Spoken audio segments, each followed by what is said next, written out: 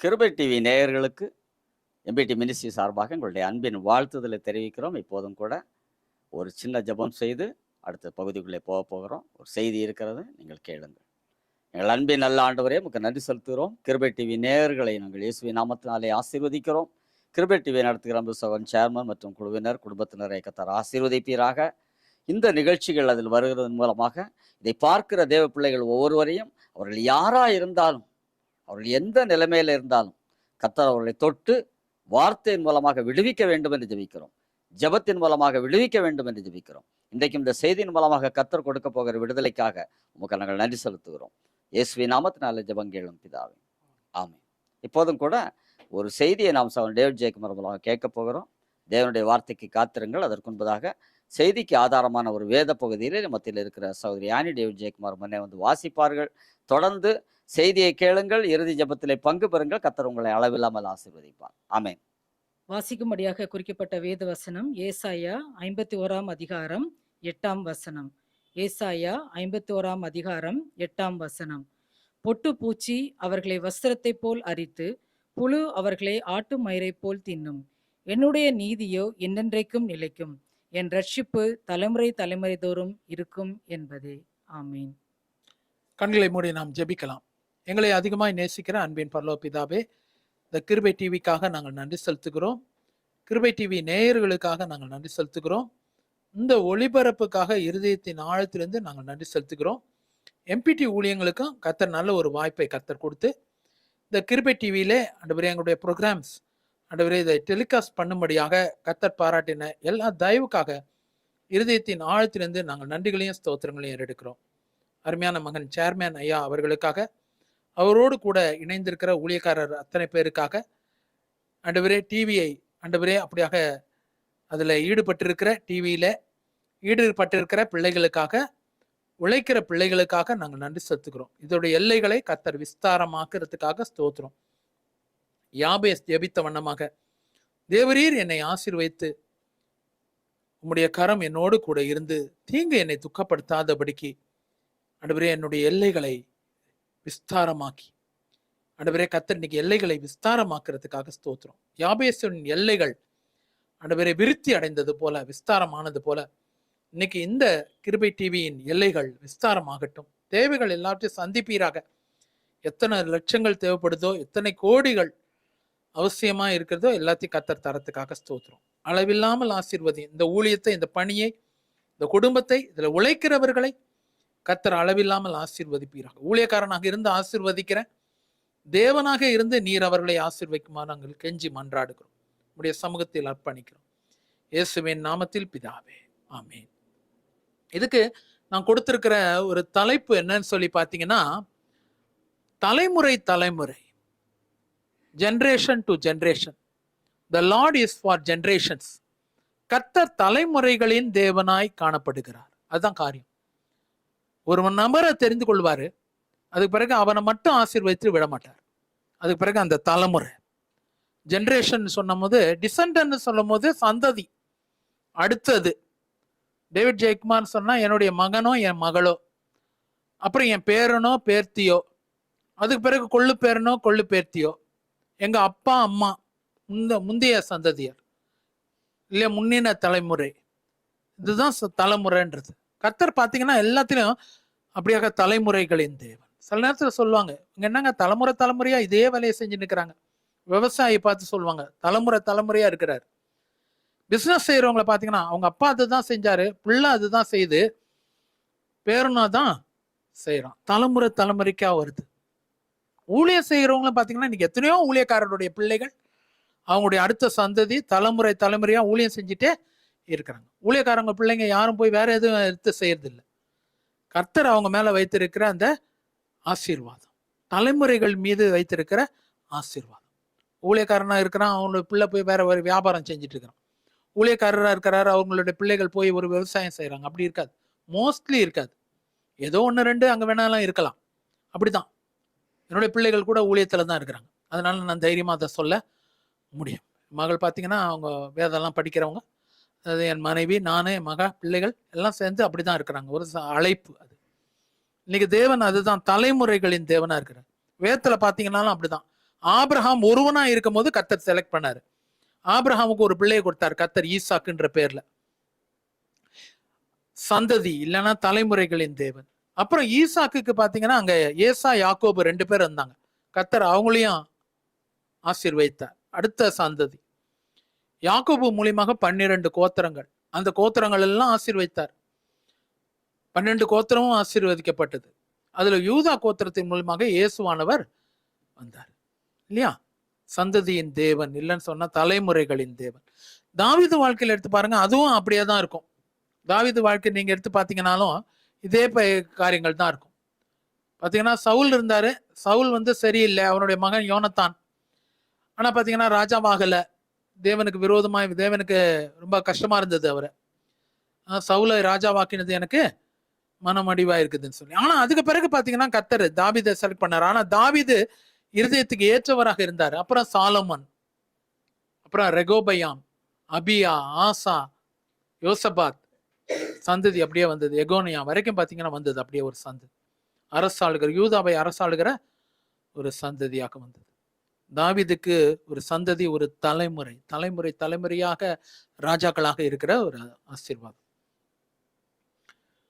2 தீமோத்தேயு புஸ்தகம் 1வது அதிகாரம் 5, 6வது வசனம் பாத்தீங்கன்னா, உன் தாயாகிய ஐனிக்கேயாள், உன் பாட்டியாகிய லோவிசாள், அப்புறம் தாயாகிய ஐனிக்கேயாள், அப்புறம் 3வது தீமோத்தேயு. பாத்தீங்கன்னா சந்ததி இல்ல, தலைமுறை தலைமுறை. பாட்டி தான் அதுல முதல்ல.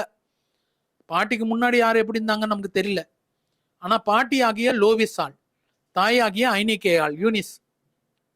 அதுக்கு முன்னாடி இருந்தது லூயிஸ், அப்புறம் யூனிஸ், அது பிறகு திமோத்தி. அதே மாயமற்ற விசுவாசம் உங்ககிட்ட காணப்படுது. எதுக்காக இதை சொல்றேன்னு சொன்னா, கர்த்தர் தனி நபர்களின் தேவன் மாத்திரமல்ல, சந்ததியின் தேவன், தலைமுறைகளின் தேவன். அதுக்காக சொல்றேன். எல்லாத்திலையும் எடுத்து பாத்தீங்கன்னா அப்படிதான் இருக்கும். கர்த்தர் தலைமுறைகளை ஆசீர்வதிக்கிற தேவனா இருக்கிறார். என்னிடத்தில் அன்பு கூர்ந்து என் கற்பனைகளை கை கொள்ளுகிறவர்களுக்கோ 1000 தலைமுறை வரைக்கும் இரக்கம் செய்கிறேன். 1000 தலைமுறை பார்க்க முடியுமா? யோபுவே 4 தலைமுறை தாங்க பார்த்தாரு. யோபு கர்த்தருடைய ஆசீர்வாதத்தை பெற்றார். அவர் கர்த்தர் அவரை புதுப்பித்து அவரை ஆசீர்வதித்த போது 4 தலைமுறை தான் யோபு பார்த்தார். ஆனா இங்க சொல்ற, என்னிடத்தில் அன்பு கூர்ந்து என் கற்பனைகளை கை கொள்ளுகிறவர்களுக்கோ 1000 தலைமுறை நான் இரக்கம் செய்கிற தேவன். பாத்தீங்கன்னா 1000 தலைமுறை. நம்ம ஏதோ மிஞ்சி பார்த்தா 3 தலைமுறை பார்க்கலாம். நான் என் பிள்ளைய பார்க்கலாம், என் மகளை பார்க்கலாம், அதுக்கு பிறகு என்னுடைய பேரனை பார்க்கலாம். முடிஞ்ச ரொம்ப ஆயுசு கர்த்தர் ரொம்ப நல்லா ஜீவனையும் சுகத்தையும் வச்சிருந்தாருன்னு வைங்க, அதுக்கு பிறகு கூட ஒன்று பார்க்கலாம். எங்க அப்பா 4 தலைமுறை பார்த்தாங்க. என்னை பார்த்தாங்க, என் மகளை பார்த்தாங்க, அதுக்கு பிறகு இருக்க குழந்தைய பார்த்தாங்க. சரிங்களா? அவனுக்கு பிறந்த என் பேரனை பார்த்தாங்க. அது கூட எனக்கு பாக்கியம் இருக்கும் என்னவோ தெரியல. கர்த்தருடைய இறக்கம் மட்டும்தான் இல்லையா? ஆனா இங்க பாத்தீங்கன்னா கர்த்தர் சொல்ற காரியம் 1000 தலைமுறை வரைக்கும் இறக்கம் செய்யறாரு. 1000 தலைமுறை யோசித்து பார்க்க முடியுமா அவங்க எப்படி இருப்பாங்கன்ட்டு? ஒருவேளை நீங்க சொல்லலாம், என் மகன் வாழ்க்கை அவ்வளவு நல்லா இல்ல, என் மகன் வாழ்க்கை அவ்வளவு நல்லா இல்ல, என் பிள்ளைகள் வாழ்க்கையில அவ்வளவு நல்லா இல்ல, அவங்களுக்கு சரியா திருமண வாழ்க்கை அமையல, சரியா வியாபாரம் பண்ண தெரியல, ஞானம் இல்ல, சரியா படிக்கல, எதுக்குமே ஆகல பிரதர், அவங்க வாழ்க்கை அப்படியே போயிடுச்சு. இன்னைக்கு அப்படிப்பட்டவங்களுக்கு செய்தி, ஒரு ஆசீர்வாதத்தின் செய்தி. இன்னைக்கு அந்த செய்தி தான் சொல்றதுக்கு வந்திருக்கேன். தலைமுறைகளின் தேவன் உங்க மேல என்ன வைத்திருக்காரோ அதே ஆசீர்வாதத்தை உங்க பிள்ளைகளுக்கும் கர்த்தர் கொடுக்கிற ஒரு தேவனா இருக்கிறார். 4 காரியங்களை கர்த்தர் தலைமுறைகளுக்கு செய்யறாரு. கர்த்தரிடத்திலிருந்து தலைமுறைகளுக்கு 4 ஆசீர்வாதங்கள் வருது. அது என்னன்றத நான் சொல்லிட்டு முடிக்க போகிறேன். முதல் காரியம் என்னன்னா, இப்போ கொஞ்ச நேரத்துக்கு முன்னாடி மிஸ்ஸஸ் ஆனி டேவிட் ஜெயக்குமார் படித்த ஒரு வசனம், ஏசாயா தீர்க்கதரிசன புஸ்தகம் 51வது அதிகாரம், அது 8வது வசனம் இப்படி சொல்லுது. அங்க சொல்லுற காரியம், என் ரட்சிப்பை நான் தலைமுறை தலைமுறைக்கும் நான் தெரியப்படுத்துவேன். என் ரட்சிப்பு, என் நீதி என்றென்றைக்கும் நிலைத்திருக்கும், என் ரட்சிப்பு தலைமுறை தலைமுறைக்கும் இருக்கும். அதுதான் அங்க சொல்லப்படுது. ரட்சிப்பு தலைமுறை தலைமுறைக்கும் இருக்கும். தலைமுறைக்கு காணப்படுகிற ரட்சிப்பு. ரட்சிப்புனா நாம நினைக்கிறது என்னன்னா, ஒன்னே ஒண்ணுதான் நம்ம நினைப்போம், பாவத்திலிருந்து மீட்டு எடுத்துட்டாரையா ரட்சிப்பு, பாவம் மன்னிப்பு நிச்சயத்தை நான் பெற்றுக்கொண்ட ரட்சிப்பு. இல்லைங்க, ரட்சிப்புன்னும் போது it is a general term. நல்லா புரிஞ்சுக்கணும். It is a general term, பொதுவான ஒரு வார்த்தை. ரட்சிப்புன்றது நம்ம கர்த்தர் வெளியே எடுக்கிற காரியங்கள். எதிலையோ சிக்கின்னு இருந்தோம், பாவமான சேற்றில இருந்தோம், ஊழையான சேற்றில இருந்தோம். அதுல இருந்து தேவன் நம்மை தூக்கி கண்மலையின் மேல் நிறுத்தி கர்த்தரை துதிக்கும் புதுப்பாட்டை நமக்கு தந்தாரு. சங்கீதத்தின் புஸ்தகம் 40வது அதிகாரம் 1-2வது வசனம் அதான் சொல்லுது. உளையான சேற்றில இருந்து தூக்கி எடுத்து கண்மலையில் நிறுத்தி கர்த்தரை துதிக்கும் புதுப்பாட்டை என் வாயிலே தந்தார். அதுதான் அனுபவம். அந்த உளையான சேருன்றது வெறும் பாவம் மட்டும் இல்லை, அது எதா வேணாலும், சாபமா இருக்கலாம், பிசாசு போராட்டமா இருக்கலாம், வியாதி போராட்டமா இருக்கலாம், ஆஸ்துமாவா இருக்கலாம், வீசிங்காக இருக்கலாம், நுரையீரல் பிரச்சனையா இருக்கலாம், ஹார்ட் ப்ராப்ளமாக இருக்கலாம், லிவர் ப்ராப்ளமாக இருக்கலாம், விட முடியாத கெட்ட பழக்க வழக்கங்களாக இருக்கலாம். எதுவா இருந்தாலும் உளையான சேற்று தான். அதுதான் அதுல இருந்து தூக்கி எடுக்கிறத தான் இங்க ரட்சிப்புன்னு சொல்லப்பட்டிருக்கு. அதுதான் ரட்சிப்பு. ரட்சிப்புன்றது அதுதான், வேற ஒண்ணுமே கிடையாது. என்னுடைய ரட்சிப்பு தலைமுறைக்கு, உங்க தலைமுறைக்கு, என் தலைமுறைக்கு மட்டும் இல்லை. நாம மட்டும் ரட்சிப்பு அனுபவிச்சுட்டு பின்னாடி வரவங்க எல்லாம் ஏதோ மார்க்கத்தை பின்பற்றி வேற வேற தெய்வங்களை கும்பிடுகிறது அப்படி அல்ல. கர்த்தர் நீங்க சொல்ற காரியம், பிசாசு 1000 காரியங்களை செய்யலாம் பிரியமானவர்களே. தேவன் செய்யற ஒரே காரியம், அவருடைய ரட்சிப்பு தலைமுறைக்கு உள்ளது. பயப்படவே வேண்டிய அவசியம் இல்லை. கர்த்தர் உங்களை ரட்சித்திருக்கிறார், பாவத்திலிருந்து எடுத்திருக்கார், சாபத்திலிருந்து எடுத்திருக்கார், பிசாசு பிரச்சனையிலிருந்து வெளியே எடுத்திருக்கிறார், மாந்திரிக கட்டிலிருந்து விடுதலை கொடுத்திருக்கிறார், எதுவுமே நம்ம அணுகாதபடி பண நெருக்கடியிலிருந்து விடுதலை கொடுத்திருக்கார், தற்கொலை நாவிகள்ல இருந்து விடுதலை கொடுத்திருக்கிறார் இல்லையா? இது நமக்கு மட்டும் இல்லை, நம்முடைய சந்ததிக்கு இருக்கும். நம்முடைய சந்ததி நம்மளை விட நல்லா இருப்பாங்க. ஒருவேளை நீங்க யோசிக்கலாம், என்னுடைய குடும்பம், என்னுடைய தலைமுறை எப்படி இருக்குன்னே தெரியல brother. What will be happening to my generation? I am most worried about my generation. என்னுடைய பிள்ளைகளை குறித்து, பேர குழந்தைகளை குறித்து ஒண்ணுமே சரியா இல்லை அவங்க வாழ்க்கையில. எப்படியா நான் என் காலத்தை தள்ளிட்டேன், இனிமேல் அவங்க காலங்கள் எப்படி? ஒருவேளை நீங்க யோசிக்கலாம். ஆனா கர்த்தர் இன்னைக்கு உங்களுக்கு சொல்கிற ஒரு நல்ல ஒரு வார்த்தை, என் ரட்சிப்பு தலைமுறை தோறும் இருக்கும்னு சொல்லி. அதுதான் காரியம் பிரியமானவர்களே. முதல் காரியம் கர்த்தருடைய ரட்சிப்பு. 2வது காரியம் எது தலைமுறையா இருக்குன்னு சொன்னா, சங்கீதம் 100 வசனம், 100வது சங்கீதம் 5வது வசனம் சொல்லுது, கர்த்தர் நல்லவர், அவர் கிருபை என்றென்றைக்கும், அவருடைய உண்மை தலைமுறைக்கும் உள்ளது. அவருடைய உண்மை இஸ் ஃபெய்த்ஃபுல்னஸ். முதல்ல இஸ் சால்வேஷன் சொன்னேன், அது தலைமுறைக்கு இருக்கும். 2வது அவருடைய உண்மை தலைமுறைக்கும் இருக்கும். Is faithfulness. Though we are unfaithful, he will be faithful. நாம் உண்மை இல்லாதவர்களா இருந்தாலும் அவர் உண்மை உள்ளவரா இருக்கிறாரு. உனக்கு கொஞ்சம் பலன் இருந்து நீ என் நாமத்தை மறுதலியாமல் என் வசனத்தை கை கொண்டபடியால் இதோ திறந்த வாசலே உனக்கு முன்பாக வைத்திருக்கிறது. கொஞ்சத்தில் உண்மையா இருந்தாய், அதான் தேவன் சொல்ற காரியம். கொஞ்சத்துல உண்மையா இருந்தாலே அநேகத்தின் மேல அதிகாரியாக வைப்பேன் கர்த்தர் சொல்றார். மத்தேயு 25வது அதிகாரம் 21வது வசனம், 23வது வசனம், 25வது வசனம், இதெல்லாம் எடுத்து பாருங்களேன். எடுத்து பார்த்தீங்கன்னா உங்களுக்கு தெரியும், கர்த்தர் அங்க நம்ம கொஞ்சம் உண்மையை கர்த்தர் கனப்படுத்துறாரு. நாம் உண்மை இல்லாதவர்களா இருந்தாலும் அவர் உண்மை உள்ளவரா இருக்கிறாரு. அதுதான் இன்னைக்கு உண்மையா இல்ல? ஏன்னா எத்தனை நேரம் நான் கூட தேவனுக்கு முன்பாக அவர் எதிர்பார்த்த அளவுக்கு உண்மையா இருக்க மாட்டேன். மனுஷன் தானேங்க, மண்ணு தானே, மறிச்ச பிறகு மண்ணுக்கு தான் போறேன். அப்புறம் ஆவி மட்டும்தான் தேவனத்துல உயர ஏறும், மனுஷனுடைய ஆவி மேல போகும். மனுஷன் தானே, மண்ணா இருக்கிறோம், மண் என்று நினைவு கூறுகிறோம். அதுதான் வேதவசனம் சொல்லுது. சில நேரத்தில் நான் கூட உண்மை இல்லாம இருப்பேன், ஆனா அவர் உண்மையா இருப்பார். அதுதான் காரியம். His faithfulness will endure forever. அவர் உண்மையா இருக்கிற தேவன். எல்லா மகிமையும் நான் தேவனுக்கு சொல்றேன். இங்க இருந்து ஸ்டேஜ்ல இருந்துட்டு எதையாவது ஒன்று சொல்றதுக்கு நான் விருப்பப்படல. இருக்கிறது உள்ளது என்று ஆவியானவருடைய பிரசனை பலமா இருக்குது. உண்மையா சொல்றேங்க, அவர் உண்மையா இருப்பாருங்க. அவர் உங்களுக்கு என்னெல்லாம் வாக்குத்தத்தம் சொன்னாரோ அதெல்லாத்தையும் நிறைவேற்றுறதுக்கு அவர் உண்மை உள்ளவரா இருக்கிறார். தான் வாக்குத்தத்தத்தை பண்ணினதை நிறைவேற்ற அவர் வல்லமை உள்ளவரா இருக்கிறார். ஆமா, ஆபிரகாமுக்கு சொன்னதை நிறைவேற்றினாரா இல்லையா? காலம் தாமதமாச்சு, 25 வருஷம் காத்திருக்க வேண்டியதா இருக்கு. ஆனா வந்துதான் இல்லையா ஈசாக்கு கடைசியில? ஆமா, அப்படிதான். இன்னைக்கு கர்த்தர் உங்களுக்கும் உண்மை உள்ளவரா இருப்பார். உங்களுக்கு மாத்திரம் இல்ல, உங்க தலைமுறைக்கும் உண்மை உள்ளவரா இருப்பார். நான் முதல்ல சொன்ன முடியும், ஆபிரகாமுக்கு உண்மையா இருந்தாரு, ஈசாக்குக்கு உண்மையா இருந்தாரு, யாக்கோபுக்கு உண்மையா இருந்தாரு, எல்லா கோத்திரத்துக்கும் உண்மையா இருந்தாரு, யூதாவுக்கு உண்மையா இருந்தாரு, தாவீது வந்தது தாவீதுக்கு உண்மையா இருந்தாரு, ரெகோபயாமுக்கு உண்மையா இருந்தாரு. அப்படியே வந்தது கடைசி வரைக்கும் பாத்தீங்கன்னா கர்த்தருடைய உண்மை காணப்பட்டது. அவர் உண்மை உள்ள தேவன். உனக்கு மாத்திரம் இல்ல, உன் தலைமுறைக்கும் கர்த்தர் உண்மை உள்ள தேவனா இருக்கிறார். 3வது ஒரு காரியத்தை பார்க்கலாம். கர்த்தர் எதுல அப்படியாக நமக்கு தலைமுறைக்கு ஆசீர்வாதத்தை கொடுக்கிற தேவனா இருக்கிறான்னு சொல்லி பார்க்கலாம். தானியேல் புஸ்தகம் 4வது அதிகாரம் 3வது வசனம், தானியேல் 4:3 இப்படி சொல்லுது. அவர் சொல்ற ஒரு வார்த்தை என்ன சொன்னா, அவருடைய ஆளுகை தலைமுறைக்கும் நிற்கும் சொல்லப்பட்டிருக்கு. அவருடைய ஆளுகை இஸ் கவர்னன்ஸ், இஸ் ரூலிங். அவர் ஆளுகிறவரா இருக்கிறார் பிரியமானவர்களே. அவருடைய ஆளுகை தலைமுறைக்காக நிற்கும். அப்படிப்பட்ட ஒரு சூழ்நிலை. அவருடைய ஆளுகைக்கு கர்த்தர் உங்களையும் என்னையும் ஆளுகிறார். ஆளுகிற ஒரு தேவனா இருக்கிறார். சந்தேகமே இல்லை. அவர் ஆளலைன்னு சொன்னா நானும் நீங்களும் இன்னைக்கு உயிரோடு இருக்கவே முடியாது. நான் நிற்பதும் நிர்மூலமாகாமல் இருப்பதும் கர்த்தருடைய கிருபையே. அவருடைய இரக்கங்களுக்கு முடிவே இல்லை. அவைகள் காலை தோறும் புதிதா இருக்குது. அதுதான் அங்க வேத வசனம் சொல்லுது. புலம்பல் 3வது அதிகாரம் 22, 23வது வசனம் அதுதான் சொல்லுது. பிரியமல்ல, என்ன சொல்லுதுன்னு சொன்னா, நம்மை அவர் ஆளுகிற ஒரு தேவனா இருக்கிறார். கர்த்தர் நம்ம ஆளுகிறார். He is ruling us. He will rule our generation. அவர் நம்முடைய சந்ததியை, நம்முடைய வருங்கால தலைமுறைகளை கர்த்தர் ஆளுகிற ஒரு தேவனா இருக்கிறார். அவரே ஆளட்டும். அவர் தானே ஆள்றார். தாவீது அவர் தான் ஆண்டாரு. தாவீது அரசாட்சி செய்தார். சாலமோனும் அவர் தான் ஆண்டார், அரசாட்சி செய்தார். அப்புறம் அது பிறகு பார்த்தீங்கன்னா சந்ததி நல்ல ராஜாக்களும் இருந்தாங்க. சிலதெல்லாம் நல்லா அவ்வளோ நல்லா இல்லை. மனாசே என்ற ராஜாலாம் அவ்வளோ நல்லா இல்லை இல்லையா? தாவீது இருந்த மாதிரியா இருந்தார் மனாசே?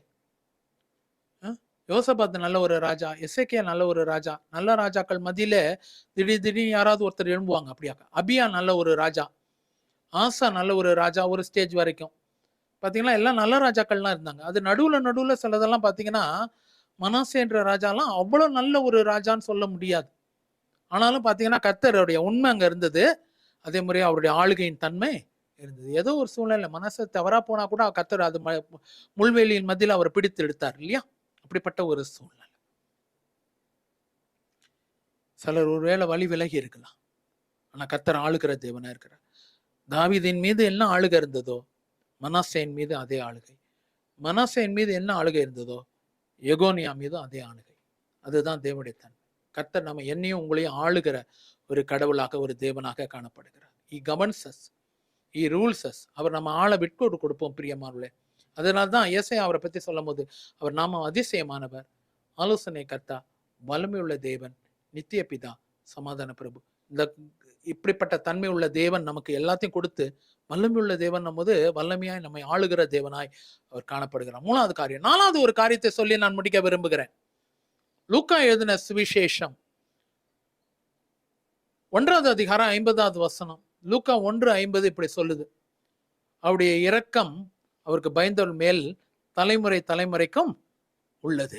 அவருடைய இரக்கம் அவருக்கு பயந்தவர்கள் மேல் தலைமுறை தலைமுறைக்கும் உள்ளது. அவருடைய இரக்கம் தலைமுறைக்கும். Is grace. ஒரு மனுஷனுக்கு 2 கண்ணு. ஒண்ணு கிருபை, இன்னொன்னு இரக்கம். ஆமா, எவன் மேல் கிருபையா இருக்க சித்தமா இருப்பேனோ அவன் மேல் கிருபையா இருப்பேன். எவன் மேல் இரக்கமா இருக்க சித்தமா இருப்பேனோ அவன் மேல் இரக்கமா இருப்பேன். கர்த்தர் நம்ம மேல இரக்கமா இருக்கிற தேவன். ரோமர் 9வது அதிகாரம் 15வது வசனம் தான் சொல்லுது. கர்த்தருடைய இரக்கங்கள், நான் முன்னாடி சொன்ன வசனத்தின்படியா அவருடைய இரக்கங்களுக்கு முடிவில்லை, அவைகள் காலைதோறும் புதிதா இருக்குது. புலம்பல் புஸ்தகம் 3வது அதிகாரம் 22வது வசனம். கர்த்தர் நம்ம மேல இரக்கம் வைத்திருக்க தேவனா இருக்கிறார். இறக்கன்றது மேட்ல இருந்து இறங்கி வர்றதுதான் இறக்கம். கீழே இருந்து தண்ணி மேல போகாது. மேல இருக்கிற தண்ணி தான் கீழே பாய்ஞ்சின்னு வரும். அதுதான் இரக்கம்ன்றது. மேலேந்து கர்த்தர் நமக்கு பாராட்டுகிற எல்லா ஆசீர்வாதமும் இரக்கமா இருக்கிறது பிரியமானவர்களே. இரக்கம் உள்ளவர்கள் பாக்கியவான்கள், அவர்கள் இரக்கம் பெறுவார்கள். கர்த்தருடைய இரக்கத்தை பெறத்துக்கு இது ஒரு வழி.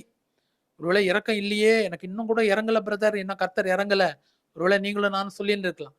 இரக்கம் உள்ளவர்கள் பாக்கியவான்கள். நாம மத்தவங்க மேல இரக்கம் வைக்கும் போது கர்த்தர் நமக்கு இரக்கம் வைக்கிற தேவனா இருக்கிறார் பிரியமானவர்களே. இரக்கம்னு சொல்லும் போது தேவன் எப்படி யாருக்கு இறங்கணும்னு சொல்றாரோ அந்த இரக்கம் தான். இருக்கிற எல்லாத்தையும் தாரவத்துன்னு இருக்கிறது இல்லை, எல்லாத்தையும் கொடுத்துட்டு அசிங்கமும் அவமானப்படுறது இல்லை. அந்த இரக்கத்தை பத்தி சொல்ல பாக்குறவங்க. அப்படின்னா இருக்கிறது எல்லாத்தையும் கொடுத்துட்டு பிச்சைக்காரங்களுக்கு கொடுத்துட்டு நாங்க என்ன பிரதர் செய்யறது, அதை பத்தி பேசல.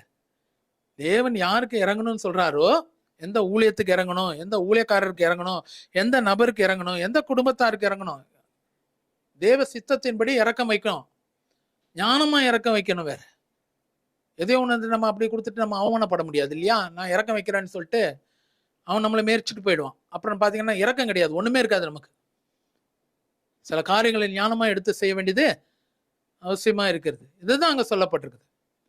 அதுதான் இரக்கம் உள்ளவர்கள் பாக்கியவான்கள், அவர்கள் இரக்கம் பெறுவார்கள் சொல்லப்பட்டிருக்கு. கர்த்தர் இன்னைக்கு அப்படியாக இந்த இரக்கத்தை கர்த்தர் நம்ம மேல வைக்கணும். நமக்கு மேல மாத்திரம் இல்ல. நம்ம சொல்லலாம், ஒருவேளை என் மேல இரக்கம் வச்சிருக்காரு, எத்தனையோ வருஷத்தை கர்த்தர் கிருபையா எனக்கு ஓட்டும்படியாக வைத்தார். நம்ம நினைக்கிறோம் பிள்ளைகள் மேல வைப்பாரா பிரதர்? என் மகளுக்கு இன்னும் இறக்கமே இல்லையே, மகனுக்கு இன்னும் இறக்கம் இல்லையே, எங்க அப்பாவுக்கு இன்னும் இறங்கலையே, இன்னும் கஷ்டப்படுறாங்களே இந்த பிரச்சனையில, இந்த போராட்டங்கள்ல. கர்த்தர் நிறைய பேர் மேல இறக்கம் வைக்கிறார். கேன்சர் சுகமாகிறதா நான் பார்க்கிறேன். உண்மையா சொல்றேன், பட்டு போகுது அப்படியே. இந்த வசனத்தின் ஆரம்பத்துல சொல்லப்பட்டிருக்கிறது, பொட்டு பூச்சி அவர்களை அரிக்கும்னு சொல்லி.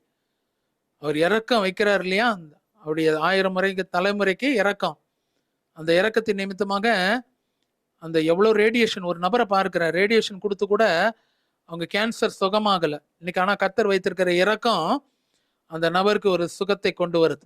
கேன்சர் சுகமாகிறத பார்க்கிறேன். ஒரு நபரை பார்க்கிறேன், யூட்ரஸ் கேன்சர், ஒரு பெண்ணு. கர்த்தர் இன்னைக்கு அந்த பெண்ணுக்கு ஒரு சுகத்தை கர்த்தர் கட்டளைறதுக்காக நன்றி அப்பா. அந்த செக் பண்ணி போய் பாருங்க, அது படர்ந்து இருக்கிற கேன்சர் அது நின்று போகுது, இனிமேல் அது இருக்காது. கர்த்தர் அதை அப்படியே நிறுத்தி போடுறார். கர்த்தர் இன்னைக்கு செய்யறதுக்காக ஸ்தோத்திரம். சுமதின்னு ஒரு பேரை பார்க்கிறேன். சுமதி, கர்த்தர் உங்களை ஆசீர்வதிக்கிறாராமா. நீங்க சொல்றீங்க, எனக்கு அவ்வளோ ஒரு பெரிய பிரச்சனை எல்லாம் இல்லையா, ஆனாலும் எனக்கு ஒரு நிம்மதி இல்லாத இருக்கிற ஒரு சூழ்நிலை. ஒரு 3 மாசமா தூக்கமே வரல. குடும்பத்திலையும் எப்போதும் யாராவது ஏதாவது ஒன்று சொல்லி என்னை அப்படியாக கஷ்டப்படுத்தினே இருக்கிறாங்க. கர்த்தர் இன்னைக்கு அப்படியாக நீக்கிறதுக்காக நன்றி. உங்களுக்கு கர்த்தர் இரக்கம் பாராட்டுகிறதை பார்க்கிறேன். கர்த்தர் இன்னைக்கு அப்படியாக செய்கிறதுக்காக ஸ்தோத்திரம். வளர்மதி, வளர்மதின்னு ஒரு பேரை பார்க்கிறேன்னு. நிறைய இழந்து போயிட்டீங்க சிஸ்டர். நீங்க நிறைய காரியங்களை இழந்த ஒரு பெண்ணாக காணப்படுறீங்க.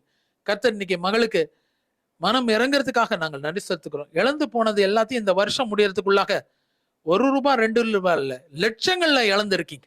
பல லட்சங்கள் போயிடுச்சு உன் கையை விட்டு. கர்த்தர் இன்னைக்கு அதை மீண்டுமாய் தருகிற தேவனா இருக்கிறதுக்கு பாக்கியநாதன். கர்த்தர் இன்னைக்கு பாக்கியநாதன் ஒரு பேரை பார்க்கிறேன்னு. நீங்க எப்போதுமே யூஸ்வலா நம்ம ப்ரோக்ராம்ஸ் பார்க்கிற ஆளு, கிருபை டிவியில வருகிற எல்லா ப்ரோக்ராம்ஸும் நீங்க பாக்குறீங்க. உங்களுக்கு ரொம்ப ஆசை இது மாதிரி என்னை பார்த்து ஒரு நேரம் சந்திக்கணும் அப்படின்னு சொல்லிட்டு. நீங்க வேற ஏதோ ஒரு பகுதியில் இருக்கிறீங்க, சவுத் சென்டர்ல இருக்கிறீங்கன்னு தேவன் சொல்றார். அந்த வார்த்தை என்னன்றது எனக்கு புரியல. சவுத் சென்டர் அப்படின்றார், அதாவது கிழக்கு பகுதியில மையத்துல இருக்கிறீங்க. கர்த்தர் இன்னைக்கு அப்படியாக உங்களை சந்திக்கிறார். ஒரு ஆசீர்வாதம் உங்களுக்கு உண்டாகிறதுக்காக ஸ்தோத்திரம். ஊழியக்காரர் ரொம்ப நேசிக்கிற ஒரு மகன், எனக்காக நீங்க ரொம்ப ஜெபிக்கிறீங்க. பாக்கியா, கர்த்தர் உங்களை ஆசீர்வதிக்கிறார். பாக்கியநாதன், கர்த்தர் நீங்க ஆசீர்வதிக்கிறதுக்காக ஸ்தோத்திரம். ஆண்டவரே, சுந்தரன் ஒரு பேரை பார்க்கிறேன். கர்த்தர் சுந்தரத்தையும் கர்த்தர் நீங்க நினைவு கூறுகிறதுக்காக நன்றி. தேவ பிரசனம் அப்படியாக நீங்க you are worried about your generation. நீங்க சொல்றீங்க, நான் ரொம்ப வயசையா, எனக்கு ரொம்ப முதிர் வயதா ஆயிடுச்சு, எனக்கு இனிமேல் என்ன செய்ய போறேன்னு தெரியல, என் பிள்ளைகளும் என் பேர குழந்தைகள்லாம் யாரும் செட்டில் ஆகல, எல்லாம் அவங்க ஒரு இஷ்டத்துல இருக்கிறாங்க, இருக்கிறது எல்லாத்தையும் உதாரியா செலவு பண்ணிட்டாங்க, இருக்கிற வீடும் போயிடும் போல இருக்குது கொஞ்ச நேரத்துல. இல்ல சுந்தரம், கர்த்தர் உங்களுடைய ஜெபங்களை கேட்கிறார். நீங்க ஒரு லோவிசாலாக இருக்கிறீங்க, ஒரு தாத்தாவாக இருக்கிறீங்க, லோவிசால் பாட்டி, ஆனா நீங்க ஒரு வயதான முதியோராக இருக்கிறீங்க, பாட்டாவாக இருக்கிறீங்க. கர்த்தர் உங்களுடைய ஜெபங்களை கேட்கிறார். கர்த்தர் நீங்க செய்யறதுக்காக ஸ்தோத்திரம்ப்பா. ஸ்டீஃபன், கர்த்தர் உங்களை நினைக்கிறதுக்காக நன்றி. இனிமேல் நீ இழந்து போவதில்லை. இதுவரைக்கும் இழந்து போன எல்லா சாபங்கள் நின்று போகுது. கர்த்தர் நீங்க புதிய காரியங்களை செய்யறதுக்காக நன்றி. இயேசுவின் நாமத்தில் பிதாவே, ஆமென். கர்த்தர் உங்களை ஆசீர்வதிப்பாராக. கிருபை டிவி நேயர்களை கர்த்தர் பூர்ணமாய் நிறைவாய் ஆசீர்வதிப்பாராக. அருமையான சேர்மன் ஐயா அவர்களையும் அவருடைய குடும்பத்தையும் ஆசீர்வதிப்பாராக. ஒரு 13 புஸ்தகங்களை எழுதும்படியாக கர்த்தர் கிருபை வைத்தார். இந்த ஊழிய பாதையில சின்ன புஸ்தகங்கள் தான். உங்களுக்கு யாராவது வேணும்னு சொன்னா, படிக்கிற ஆர்வம் உள்ளவர்கள் எங்களை கான்டாக்ட் பண்ணுங்க, இதை அனுப்பி தருவோம். சாலமன் அண்ணன் ஒரு நல்ல ஒரு புஸ்தகம், ஒரு பாட்டு புஸ்தகம், எம்பிடி வால்யூம் 1ன்னு ஒன்று போட்டாங்க. அது பல வருஷங்களாக பாடணும். இப்போ எம்பிடி வால்யூம் 2ன்னு ஒரு புது புஸ்தகம் ஒன்று போட்டிருக்காங்க. கர்த்தர் இந்த புத்தகத்தை ஆசீர்வதித்திருக்கிறார். நல்ல பாடல்கள் உண்டு. உங்களுக்கு பாடல்கள் பாடணும், எம்பிடி பாடல்கள்ல பாடணும்னு சொல்லி விருப்பம் இருந்தீங்கன்னா எங்களை கான்டாக்ட் பண்ணுங்க, இதை உங்களுக்கு அனுப்பி தருவோம். கிறிஸ்மஸ் நாட்கள் சமீபமா இருக்குது. அதனால எம்பிடி சார்பில் போடப்பட்டிருக்கிற சிடிக்கள் நிறைய இருக்கு. இந்த சிடிக்களை நீங்க வாங்கி பயன்பெறணும்னு சொல்லி விரும்பினீங்கன்னு சொன்னா, அதுல முக்கியமா கிறிஸ்மஸ் பாடல்களும் மற்ற பாடல்களும் இருக்கு. அது எங்களை கான்டாக்ட் பண்ணீங்கன்னா நாங்க அதை உங்களுக்கு அனுப்பி தருவோம். ஒரு யூடியூப் ப்ரோக்ராம் ஒன்று நடத்திட்டு இருக்கிறோம். ஒரு 4 வருஷமாக கிட்டத்தட்ட அது நடந்துட்டு இருக்குது. ஒரு 500 வீடியோஸ் போல அதில் போட்டிருக்கோம். செய்திகள், சாட்சிகள், பாடல்கள் எல்லாம் நல்லா ரெக்கார்ட் பண்ணி அதை போட்டிருக்காங்க. அதுக்காக ஜெபிங்க. அதை நீங்க பார்க்கணும்னு விருப்பப்பட்டீங்கன்னு சொன்னீங்கன்னா, எம்பிடி மினிஸ்ட்ரீஸ்ன்னு சொல்லி சப்ஸ்கிரைப் பண்ணீங்கன்னா அது உங்களுக்கு வரும். எம்பிடி மினிஸ்ட்ரீஸ்ன்னு சொல்லி நீங்க சப்ஸ்கிரைப் பண்ணீங்கன்னா எங்களுடைய யூடியூப் ப்ரோக்ராம்ஸ் எல்லாத்தையும் நீங்க அதை பார்க்கலாம். கர்த்தர் உங்களையும் உங்களுடைய குடும்பங்களையும், குறிப்பாக உங்களுடைய சந்ததியும், அதுக்கு பிறகு இருக்கிற தலைமுறைகளையும் கர்த்தர் நிச்சயமாகவே ஆசீர்வதிப்பார். அவருடைய உண்மை உங்களோட இருக்கும், அவருடைய ரட்சிப்பு இருக்கும், அவருடைய ஆளுகை இருக்கும், கடைசியாக அவருடைய இரக்கம் இருக்கும். கர்த்தர் நம்மை ஆசீர்வதிப்பாராக. அல்லேலூயா. Praise the Lord.